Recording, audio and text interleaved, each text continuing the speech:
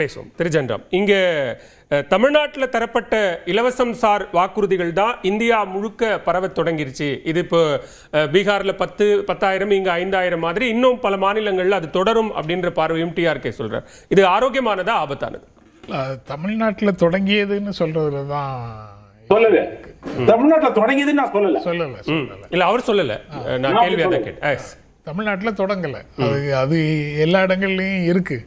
நீங்க 1000 ரூபாய் இங்க இம்ப்ளிமெண்டேஷனுக்கு அனௌன்ஸ் பண்ணிட்டு இங்க இம்ப்ளிமெண்டேஷன் வர்றதுக்குள்ள மத்திய பிரதேசில் இம்ப்ளிமெண்ட் பண்ணிட்டாங்க. இப்போ அதனுடைய உச்சமாக 2500 ரூபாய்னு சொன்னதுக்கு உச்சமாக 3000 ரூபாய் வெஸ்ட் பெங்காலில் பிஜேபி தான் சொல்லியிருக்காங்க. சொல்றதோட மட்டும் இல்லை, ஃபார்ம் கொடுத்து மக்களிடத்துல ஃபில்அப் பண்ணி வாங்குறாங்க ஒரு டோக்கன் மாதிரி. அப்படிலாம் அவங்க கேட்கும்போது உங்க பேங்க் அக்கௌண்ட் எல்லாம் எழுதி கொடுத்துறாதீங்க, அவங்க வெளியூர்லேருந்து இங்கே வந்து பிரச்சாரம் பண்ணிட்டு இருக்கிறவங்க உங்க அக்கௌண்ட்ல மிச்சம் மீதி நீங்க வச்சிருக்கிறதையும் அவங்க தூக்கிட்டு போயிடுவாங்கன்னு மமதா பானர்ஜி கேம்பெயின் பண்றாங்க. அந்த அளவுக்கு அந்த பிரச்சனையை வந்து மேற்கு வங்கத்தில் சீரியஸாக போகுது. அது தவிர அது இலவசங்கள்னு திரும்ப திரும்ப அது இலவசங்கள்னு சொல்லப்படுகிறது. ஆனால் அது இலவசங்களாக பார்க்க வேண்டிய அவசியம் இல்லை. அது சமூக பொருளாதார வளர்ச்சிக்காக செலவழிக்கிற பணம், அரசுக்கு செலவழிக்கிற பணம்.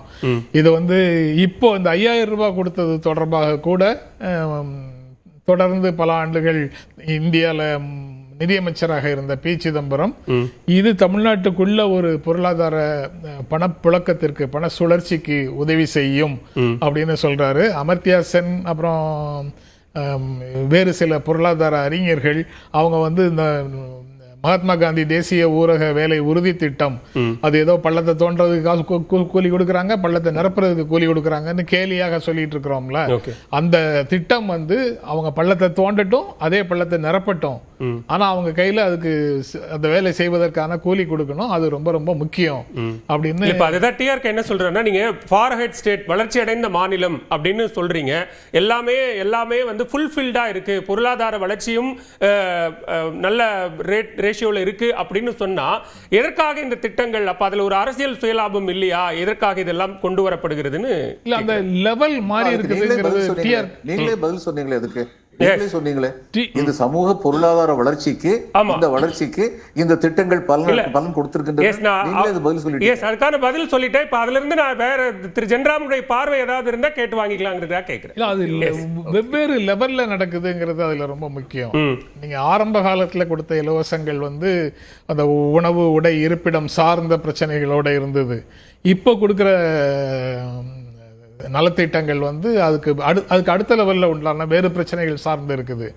ஆனால் ஒன்றிய அரசு ஒரு 80 கோடி பேருக்கு 5 கிலோ உணவு தானியங்கள் கொடுக்குறாங்கல்ல. அது இப்போதான் தமிழ்நாடு என்றோ தொடங்கிய விஷயத்தை இப்போதான் அது ஒன்றிய அரசு இந்திய அளவில் முன்னெடுக்கிறாங்க. வறுமையை ஒழிப்போம்னு ஆதி காலத்தில் பேசி இருந்தாலும் இப்போதான் அந்த பிரச்சனையை வந்து அவங்க முன்னெடுக்கிறாங்க. அதனால தமிழ்நாடு ஏற்கனவே அந்த உணவு, உடை, இருப்பிடம் தொடர்பான பிரச்சனைகளுக்கான முன்னேற்றம் ஓரளவுக்கு வந்திருக்கு. அதுக்கப்புறம் கல்விக்கான வேலைகளை செஞ்சிருக்கிறாங்க. அதனுடைய பலன்களை இப்போதே பார்த்துட்டு இருக்கிறாங்க. அது இன்னும் அதை ஜனரஞ்சகப்படுத்தும் விதமாகத்தான் காலை உணவு திட்டம் வந்திருக்கு.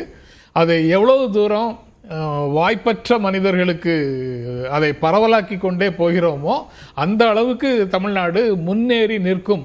இப்போ 11.19 இப்போ அதுக்கு அடுத்த வருஷம் இன்னைக்கு டிஆர்கேயோட ஆர்டிக்கிள்ல தான் அந்த செய்தியை ஒன்றிய புள்ளியியல் துறை வெளியிட்ட தகவல் போட்டிருந்தாரு. 10.83% வளர்ச்சி அடுத்த ஆண்டுல அப்படின்னு. தொடர்ந்து 2 ஆண்டுகளாக இரட்டை இலக்கத்தில் தமிழ்நாடு வளர்ச்சி. ஆனா அது பலருடைய கண்களுக்கு அந்த செய்தி படவே படாது. அது போகாது.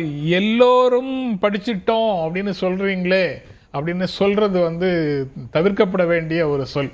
எல்லாருக்கும் படிப்பதற்கான உரிமை மறுக்கப்பட்ட ஒரு சூழல் இருந்த ஒரு இடத்துல எல்லோரும் படிச்சிருக்கோம்னு ஒருத்தர் சொல்றாருன்னா, எல்லோரும் படிச்சிருக்கோம்னு சொல்றதுல ஒரு பெருமை இருக்குது. அது கண்டிப்பாக அதை ஃபெசிலிட்டேட் பண்ணின அரசுகள் வாழ்த்துக்குரியவை. ஓகே.